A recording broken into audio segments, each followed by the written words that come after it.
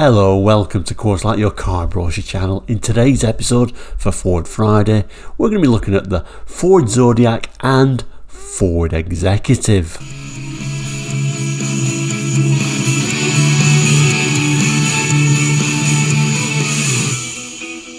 Hello, welcome back. In Course Like, if you don't know, we're a small channel here on YouTube looking at car brochures from around the world for the 60s, 70s, 80s and 90s. Sometimes beyond that as well. So if you're interested in cars and car brochures, please consider subscribing. Anyway, today we're very much in the 60s. It's Ford Friday. Every Friday we look at a Ford.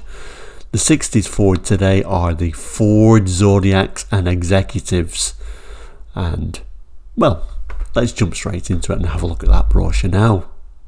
Okay, so this is today's brochure. No Ford symbol anyway, it just simply says Zodiac and Executive. And I think originally this front cover would have been just all silver. I think these little marks are actually just watermarks it's received. It also had some kind of seal at one time. I don't know if you can see that, but some kind of seal on there as well. Trying to give you the idea of being some kind of, these are executive cars after all. Well, I'll go far as to say these are actually luxury cars of the day, really.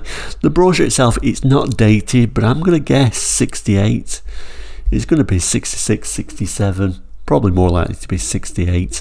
These particular models, these are the Mark IV Zodiac and Executive, like the last of the line before the Consul and Granada took over in 72.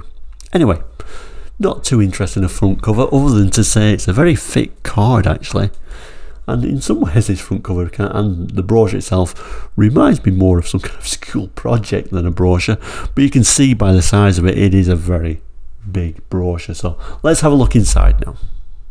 So we open the first page now, not in too interested here. It just says mark of distinction and this little bit of a seal. You can see how it was sealed at some point, but let's open the brochure further. And as is common for car brochures of the 60s, all the images are actually drawn. There's no photographs of the car itself, but we'll certainly look at some of these images. What we'll find as well, the brochure is extremely wordy, so we'll only pick little bits to read out, I think, otherwise the brochure would be way too long. So it starts looking at the Zodiac and then later on the Executive. And looking at all the models, I mean, like the Zephyr was like the executive cars, and these were more like luxury cars. As you can see, the Zodiac had 4 headlights, 2 at each side. The Zephyr at this time just had 1 headlight at each side. And as I say, all these pictures are actually drawings, so it's kind of like just showing some of the little bits of key features and key design cues, particularly like these rear lights actually, with these kind of like chrome strips going around it. And then there's a little bit of a side view of one of them. It looks like it's in purple. It would have been quite striking in purple there. And those very interesting hubcaps. Then rather nicely, this particular image then folds out to this like super huge image. It's a really big sheet of paper when it folds out like this. More drawings now of the interior. We can just about make out the Z on the steering wheel, and when we look at these interior pictures, you really get an idea that these were quite special cars in the day. We've even got this little Z there on the door card, if the camera will pick that out. Zoom out a little bit further and there we go, a little Z on there. And the seats themselves look extremely special, don't they? It's telling us that the seats were upholstered in cross-panelled cirrus, whatever that is, but this looks like the leather, which would have been an extra cost item. Now we're not going to spend too long on each page as you kind of like notice in. Now you can see how wordy this brochure gets, and it's a really big brochure. I will zoom in on these pictures. First of all, it starts talking about the engine. It's a 3-litre V6 and saying what is a V engine. But I'll just zoom in on these couple of pictures. Unusual spare wheel placement really for a big Ford like this. You kind of like think more of these spare wheels, kind of more of a French cars, we kind of associate that, won't we? You know, Renault, Citroën, etc. But of course the advantage is a lot more space for the luggage without having to put it underneath the car, and you know how horrible the spur wheel gets when it's slung underneath. More nice images now of, you know, looks like the Zodiac, it looks like possibly in the snow, hard to make out. It's also telling us here the Zodiac is fitted with an automatic choke, which is very early for an automatic choke. It says to ensure reliable starts on the coldest mornings. I probably would suggest at this time you're probably better with a manual choke, but there we go. And then this lovely image of the rear, and that's really interesting rear lights. Also noticed those sort of lower reversing lights, which was very early as well. Then we get this interesting interior shot, which is very well drawn again. And remember, this is all the Zodiac. We've not even got to the highest spec executives yet. But what you'll notice is very well equipped for the 60s. So we've got these nice little vents, which is nice for a 60s car. A lockable glove box, as you can see, and a little bit of an unusual badge on there as well. Before we get to the gauges themselves, you can see, look at all them gauges for a 60s car, even showing a radio on there. We all know even in the 70s some cars didn't have radios, never mind anything else. So what else have we got? A cigar lighter, which, you know, you don't think much of now, but of course back then that was something a little bit special. You can see a little handbrake there. It says it's a self-adjusting handbrake on there. Even showing a rev counter. And we know Fords, even in the 80s, some Fords didn't have a rev counter on there.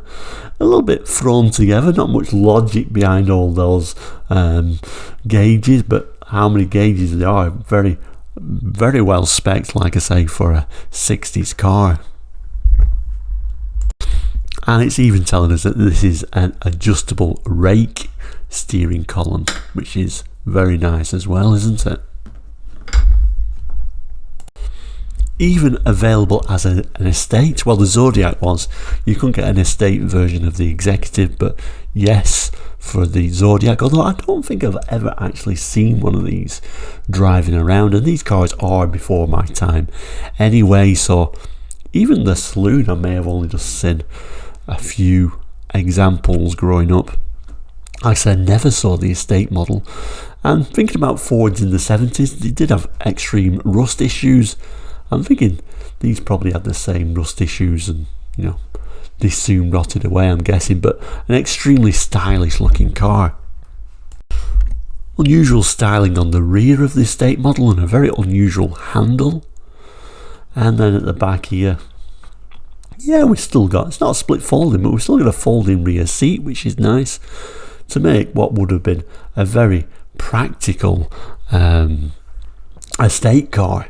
Unusual little features though, there's very unusual intrusion into the boot area of the wheel arches, but because we've got that spur wheel stored at the front under the bonnet, a very nice flat floor, unusual shaped, but pretty low. Not bad for a 60s car overall. And then we got a couple of nice images of the car itself and the styling. Like I said, very unusually styled at the back is the estate model. And then we got some of the options. Yeah, it was very high spec, the Zodiac, but it still came with some quite amazing options for the time. We've got power steering is an optional extra. It's also telling us that we can have automatic cruise-o-matic transmission, but if you go for the manual, there's something that they call a Laycock flick switch overdrive, which is available at extra cost. Steel sliding sunroof is an optional extra as well. And this little picture here is kind of like, is actually the front seat, amazingly. Bench front seat, available in cloth, cirrus or hide. Then we get a page that's really introducing us to the Executive model. Enter the distinguished world of the Executive. So we move on to the top model, the Executive. So let's have a look at some of the features. So even from the first text we can see what a luxury car this would have been for the 60s. Here is a car that sets new standards of distinction and luxury. In the distinguished world of the Executive, the luxury of automatic transmission, power steering and a steel sliding sunroof can be taken for granted. The advanced mechanical specifications include a smooth and powerful 3-litre V6, 4-wheel independent suspension and powerful assisted 4-wheel disc brakes. Nylon high-speed tyres are fitted as standard equipment. Here we have a look at that standard steel sunroof the Executive had.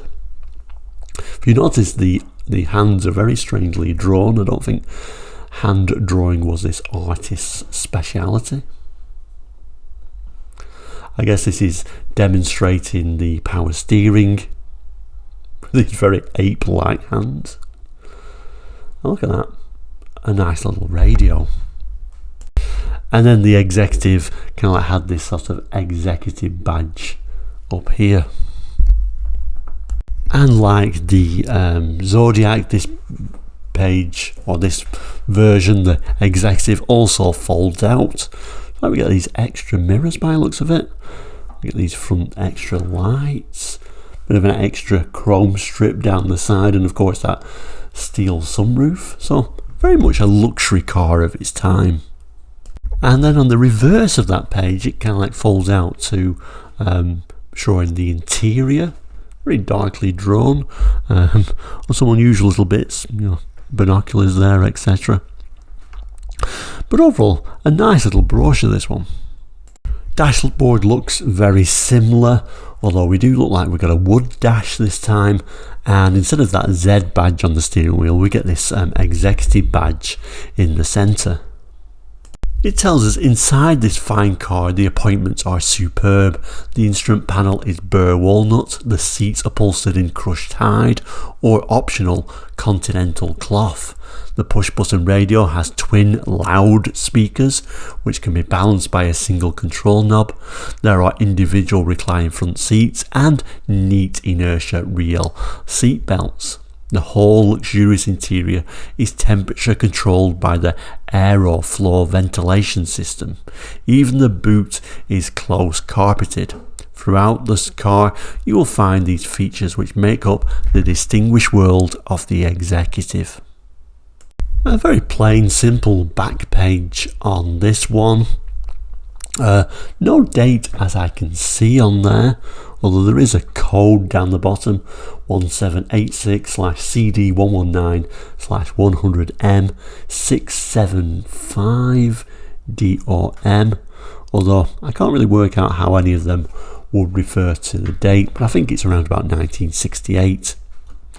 In this little sort of fold outs bit that again reminds me more of like a school homework project, we've got something called the Zodiac specifications, but to be honest with you it's so wordy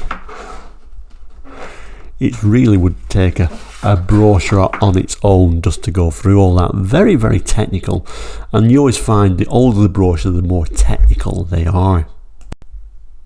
So there we go, the Ford Zodiac and Executive for Ford Friday. Sadly them specifications didn't really work for camera, but if there's any questions on the specifications or any particular piece of information I'll see if it's in there and answer those questions if needed.